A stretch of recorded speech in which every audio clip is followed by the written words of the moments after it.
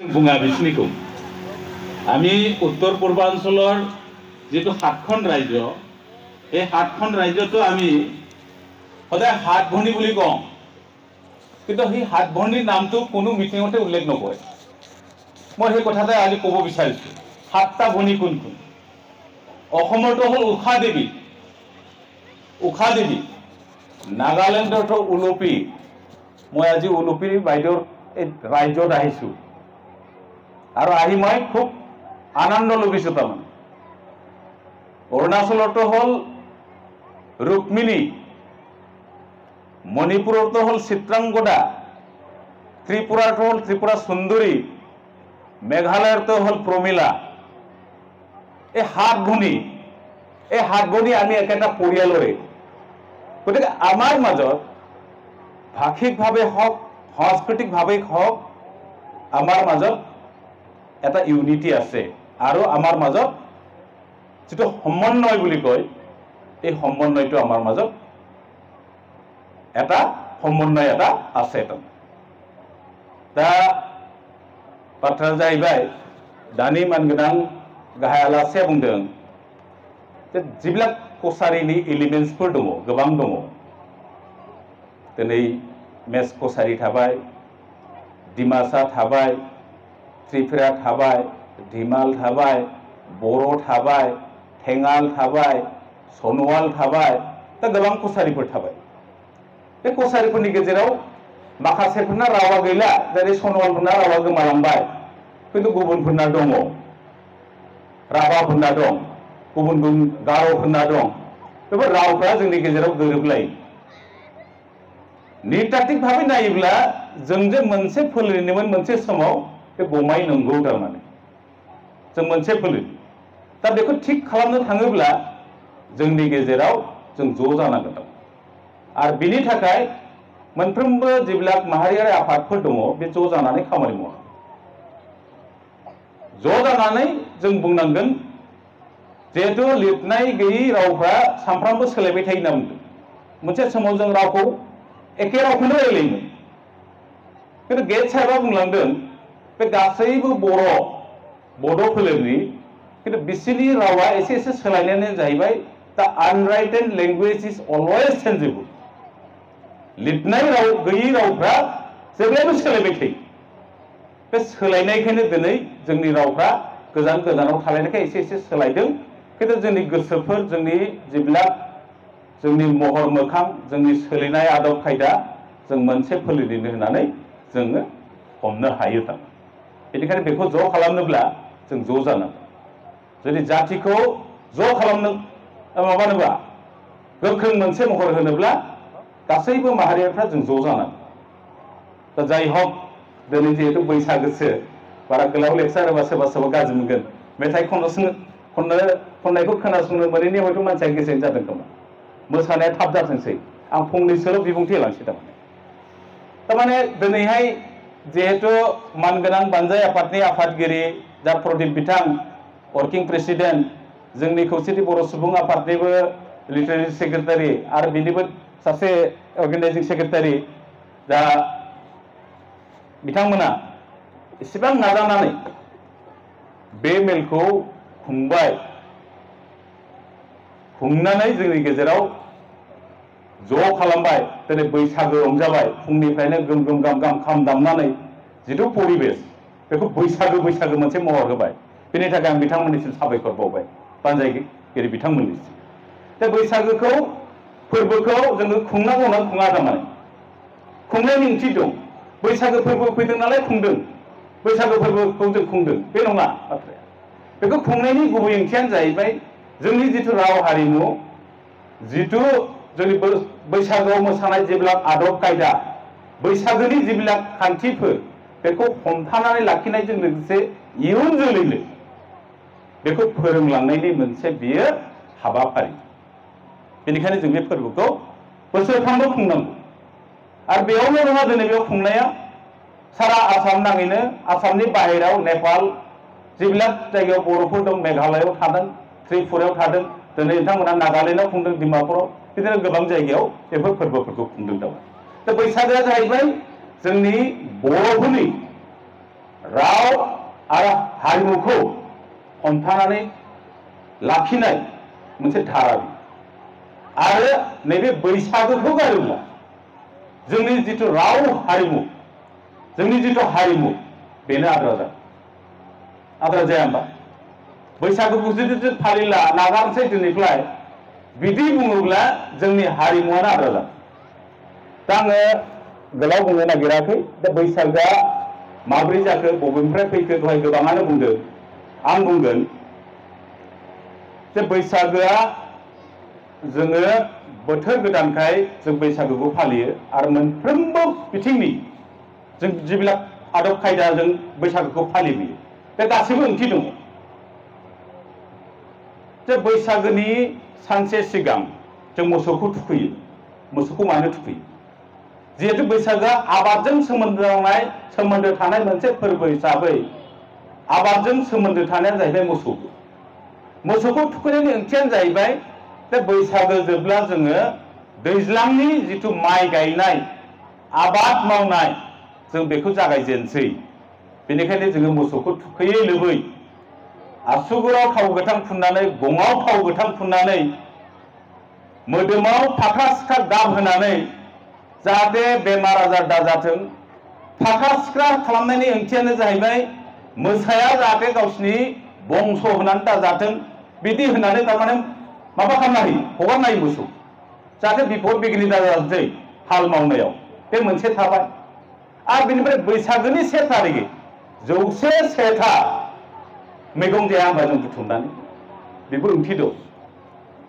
बे 101था मैगंखौ जायोबा जोंनि बडिनि जिथु इमिउनिटि सहनहिलता होनना बुङो जिथु बे बारायो थारमाने बेखौ जानानै जाहाथे जोंनि मोदोमा सहायनो हानाय जिहेतु सान्दुङावबो अखायावबो ओंखारनानै जों आबाद मावसिगोन जाहाथे जों सहायनो हायो बेनि थाखाय बे मैगंखौ जानाय जायो।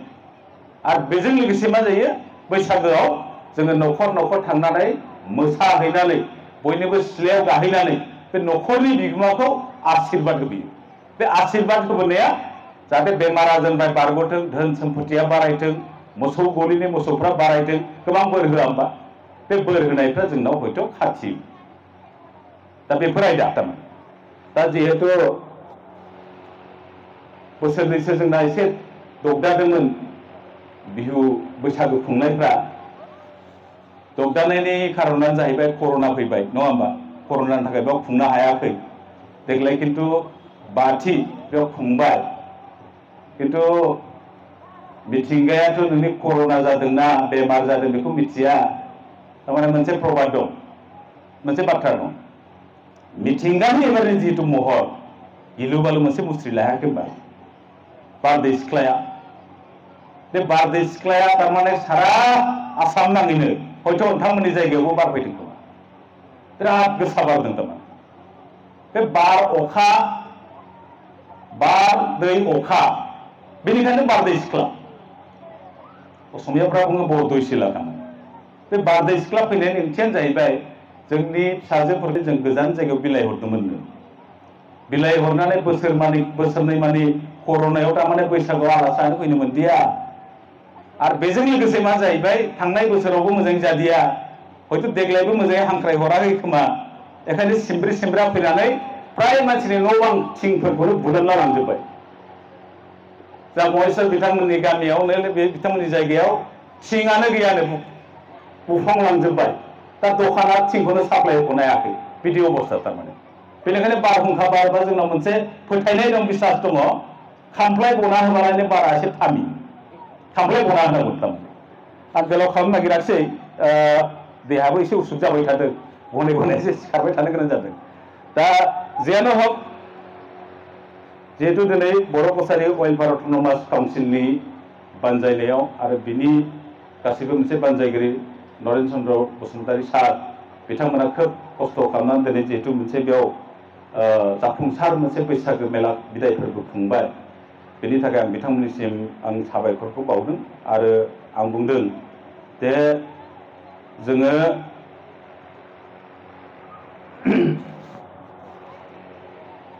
समाजखौ फोसाबनायजों लोगोसे जोंहा माखासे गोबां दायित्व दं माहारियारि आफादफ्रा जों बुंबाय थादों समाजखौ फोसाबनाया जाहा दायित्व दंब्ला जुदि जोंनि गेजेराव माखासे मोजां मानसिफोर गोरों गथ'फोर दंब्ला बेफोरखौबो सायख'नानै जोंनो गोजौआव दैखांना लांनायनि जों मोनसे माखासे बिबान लानांगौ।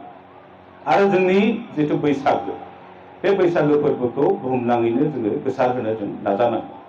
दाख्लै जिहेतु हर' होजाय बेयाव 10,000 दामग्रा आरो मोसाग्राया मोसानानै जिथु गिनिज वर्ल्ड रेकर्ड बुकआव मुं थिसनबाय, जोंबो आसामबासि हिसाबै गोजोनदों। किन्तु मेथाइयाव एसे बितर्क जादों बिथांमोना बेयाव थानाय जिबिलाक नागा बिथांमोन दङ, बिदा फंबायमोन दङ, गावसोरखौ एसे तुच्छ ताच्छिल्य खालामनानै मेथाइखौ खननाय बादि मोनदों। किन्तु जोंनि बैसागो मेथाइफ्रा आं मोनबोदों, खोनाफेराखै दिनैसिम जोंनि मेथाइफ्रा गुबुन हारिखौ तुच्छ ताच्छिल्य खालामनानै जोंना खनफेरा। जोंना गावजों गाव एदावलायनानै जंखायलायनानै जों बैसागो मेथाइखौ खनो थारमाने। आरो जों बुंदों जोंनि माहारियारि मोसानाय जिथु बागुरुम्बा, बे बागुरुम्बा मोसानायखौ जों बुंदों, जों खावलायदों सोरखारखौ जे 20,000 खेबसेनो मोसाहोनानै जोंनि बागुरुम्बाखौबो गिनिज वर्ल्ड रेकर्डआव मुं थिसननांगौ होननानै जों बुंदों। जेरैहाय बिहु गामसाखौ पेटेन्ट मोनदों वर्ल्डआव, जों गोदोनायाव लानानै जोंनि स्वाभिमान जिथु आर'नाइ बेखौबो जों पेटेन्ट मोनहोनो खायदा खामानि मावनांगौ होननानै जों आफादफोर आरो सोरखारखौ जों नारसिनबोदों थारमाने। दा बेखौ नुनानै 20,000 मोसागोन होननानै आसामनि माखासे निउज चेनेलफोरा बुंदों थारमाने जे खेबसेनो बर'फ्रा 20,000 बागुरुम्बा मोसानानै हर' होजायाव मोसानाय बिहुखौ रेकर्डखौ भंग खालामनो नागिरदों। बेनिखायनो आं दाख्लै सराइदेआव मोनसे प्रटेक्टर होदों थारमाने। बिहुआ आलादा, जोंनि बागुरुम्बाया आलादा। जोंखौ वर्ल्ड रेकर्ड खालामनो माने जों माखालायनिखौ थारमाने डमिनेट खालामनो बा बिनि रेकर्डखौ सिफायनो जों बेखौ खालामाखै। जोंनि जिथु हारिमु, जोंनि मोसानाय, जों बेखौसो रेकर्ड खालामनो नागिरदों। बेयाव मेगन सानांगौ, बाजानांगौ बिदि गैया थारमाने।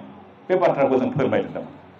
दा जाय हक, बैसागोआ जिहेतु जोंनिनो आंगो आरो बैसागोआ मोनसे जामनो रोङि अराय गोथार आरो गोदान। बैसागोआ बेखायनो मानो अराय गोदान होनना बुंदों जे बैसागोआ सानफ्रोमबो गोदान जायो। जि बुस्थुआनो आबिष्कार जायाथों गोदोनिफ्राय बैसागो मेथाइआ हाबबोबाय थादों। ट्रेन आबिष्कार जादों, ट्रेना हाबदों। मबाइल आबिष्कार जादों, मबाइला हाबदों। कम्पिउटार आबिष्कार जादों, कम्पिउटार हाबदों। मटर साइकेल ओंखारदों, मटर साइकेल बैसागो मेथाइआव हाबदों।